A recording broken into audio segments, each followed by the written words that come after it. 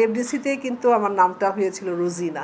আমার রোজিনা নামটি কিন্তু আমার বাবা মার দেওয়া না। আমি মনে করি যে একবার জন্ম নিয়েছি সেই গলন্দতে, আবার জন্ম নিয়েছি রোজিনা হেসেমের এফডিসিতে। আজকে কিন্তু আমার এফডিসিতে আমার পরিচালক সমিতিতে আমার জন্মদিন আবার করেছে। তো আমি মনে করি যে এফডিসিটা আমার আর একটা বাড়ি, আর একটা ঘর। এফডিসি কেন্দ্রিক যারা আছেন, শুধু শিল্পী না, এখানকার যারা একটা টি বয় থেকে শুরু করে ডাইরেক্টর, প্রডিউসার, সবাই আমার একটা পরিবার আর কি। তো আজকে কিন্তু আমার পরিবারের সাথে আমি আমার জন্মদিন উদযাপন করলাম আমার আর একটা বাড়িতে, আর একটা জন্মস্থানে।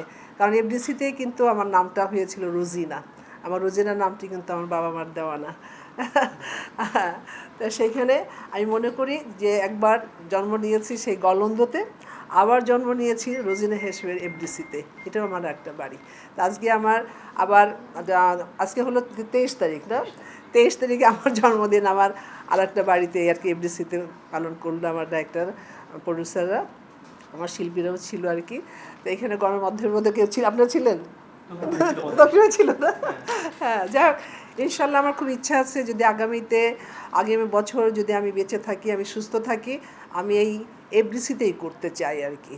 আমার জন্মদিন বলেন বা আমি এতদিনের যে আমার চলচ্চিত্রের একটা জার্নি, সব কিছু মিলিয়ে আমি চাই যে আমি আগামী বছর এই এফডিসিতেই করবো, সবাইকে নিয়ে আর কি করতে চাই। দোয়া করবেন আর কি।